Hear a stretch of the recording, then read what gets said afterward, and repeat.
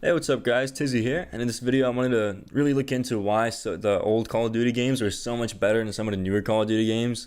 And every year for some reason I keep buying the newest Call of Duty game, and every year I found myself getting bored with it just after a few months or even weeks of playing the game.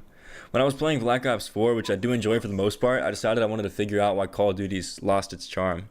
So to do that, I ended up playing some older titles, and most of them just ran rampant with modded lobbies. Either that, there were lobbies that were totally empty and there was just nobody playing the game at all. But I hopped on Black Ops 2, which still has a healthy enough community to play Team Deathmatch on. If you want to play any of the other game modes, you're going to have a really hard time finding matches that have players in them.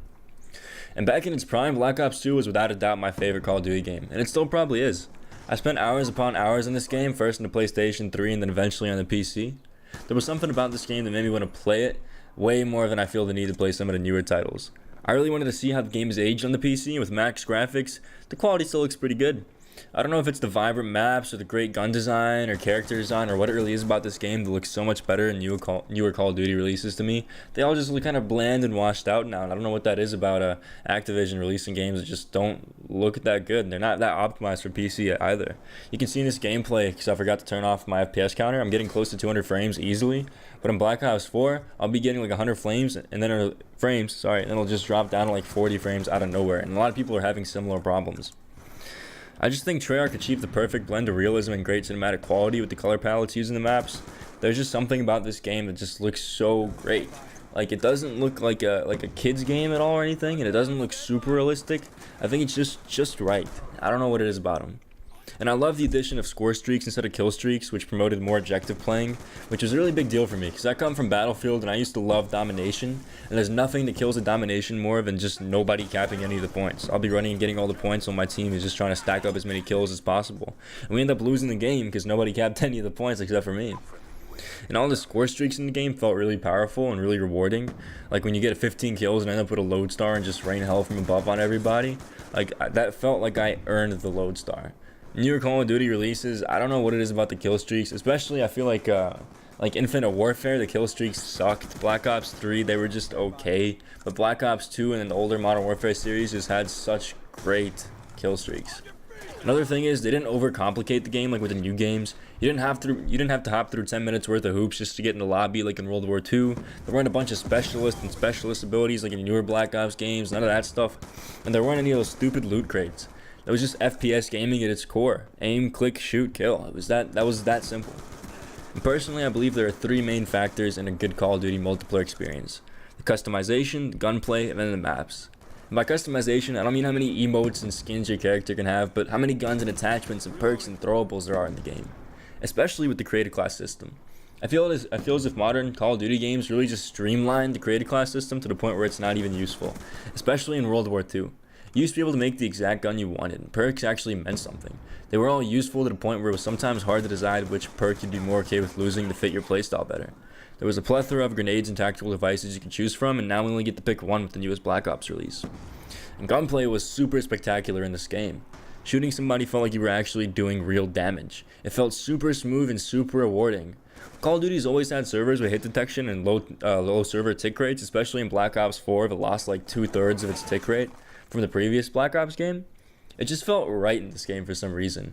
I feel as if I'm not getting shot behind walls as much, and I rarely ever trade kills in this game. Like in Black Ops 4, I feel like I trade kills all the time. No matter who shoots first or who does more damage, we'll just both die for no reason, which makes no sense. It feels fairer and more precise in this game. And then all the guns were super balanced. Guns that had a higher damage per second output had drawbacks like higher recoil or reduced effective ranges, while guns that took longer to kill were super easy to use. And who can forget timeless maps like Standoff, Aftermath, Raid, Hijacked, and more. I know a lot of people found the maps somewhat disappointing, but I personally loved the maps. Sure, they weren't as great as Terminal, Favela, Crash, or Hi-Rise from the Modern Warfare series, but they still stick to the 3-lane design which works fantastic for arcade shooters like Call of Duty. Even being 3-lane maps, in Black Ops 2 maps, they still give you great spots to take cover, flank from, and just look really great overall. Plus, every single map was unique and had something special to offer that no other map did, like the house in the middle of Standoff or the plane and turbine that both ended up being great clutch spots to just rack up lots of kills. It didn't feel like I was playing the same map over and over again, and that's how I feel playing like in Black Ops 4 now. It felt like every map was different, and that's part of the reason I can sit down and play Call of Duty Black Ops multiplayer for hours on end. Once every map starts feeling the same, things start to get really boring really quick. On top of all these things, there were no stupid loot boxes, no spammy melee weapons. Quick scoping was awesome, and it felt like the dev team actually cared about what Call of Duty fans wanted. I could list a million more reasons why older Call of Duty games were way better than the new stuff Activision's putting out, and it's sad to see the direction of Call of Duty's going in. It's only a matter of time for another arcadey Twitch shooter comes up and dethrones Call of Duty from its spot as the most popular first-person shooter. And with games like Apex Legends coming out and even being free to play, it's only a matter of time for you will finally give up on Call of Duty. With all that said, if you enjoyed the video, feel free to drop a like or even subscribe if you want to see more. Thanks for watching, and I'll see you guys next time.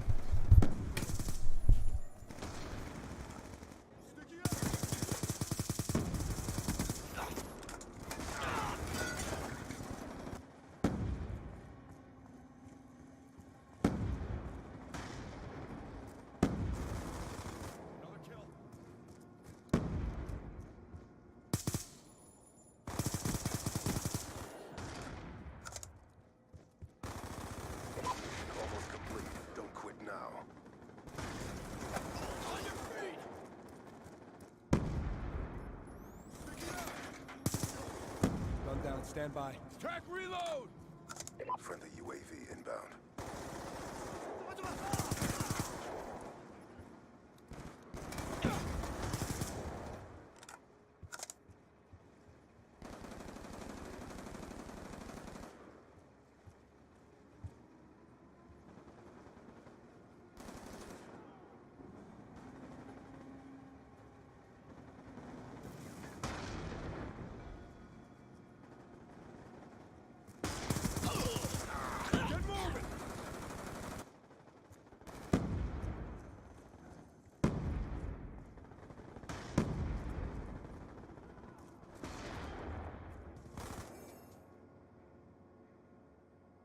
Nixon's a wall hacker.